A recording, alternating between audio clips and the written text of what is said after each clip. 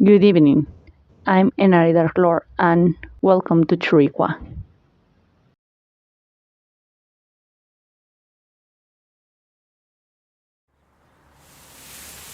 Have you ever wondered how many things happen for no apparent reason in this world? Well, let me tell you that what has struck me the most during my time as a civil servant. My name is Ernst Frombald, and I'm going to share with you what I saw in Slova. As stipulated, I had to go there to take notes and prepare the corresponding reports on any situation of public interest. And this was one.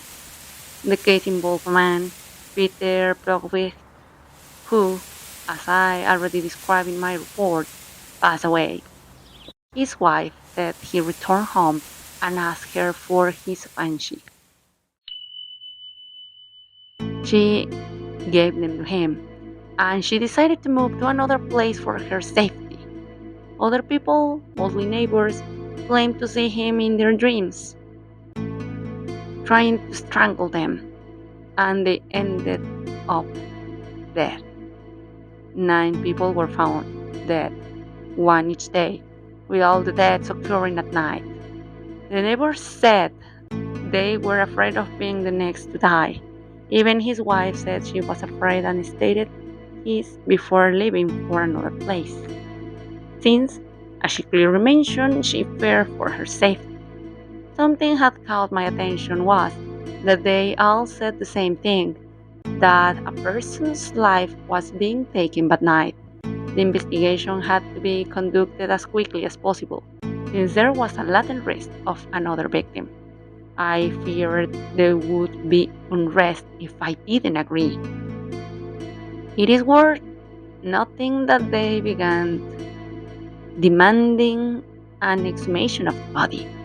Their demands and the concern they showed were so intense that I agreed and authorized the exhumation.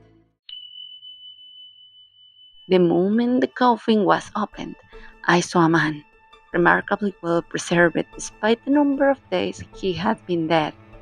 The villagers began murmuring, calling him Upir, Upur, Vampire, a vampire. As far as I could tell, they demanded that he be destroyed.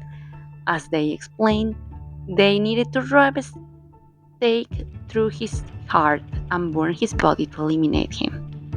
They demanded it in unison, and I had to agree once again. I watched as they drove a stake into him, and blood spurted from the corpse's mouth, nose, and ears. As some explained, that was proof he truly was one. I could do nothing but watch as, shortly afterward, they built a bonfire and burned the corpse as quickly as possible without delay before nightfall to prevent him from rising. That night, the image of what had happened haunted me in my dreams. I couldn't sleep. I began to wonder if I'd done the right thing by agreeing to all of that, and I started drafting my report. I waited until the next day, and there were no more victims. I waited a few more days, and the same was true. At last, the threat had been eradicated. I don't know what I saw. I could offer an opinion, but perhaps it's better to keep my thoughts to myself. I don't know what I saw.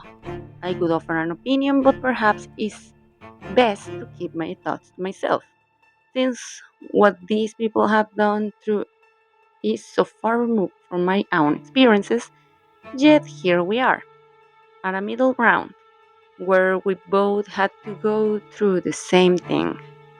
All I hope is that this won't have any repercussions for me. I'm worried about the decisions I made. I'm worried about my position.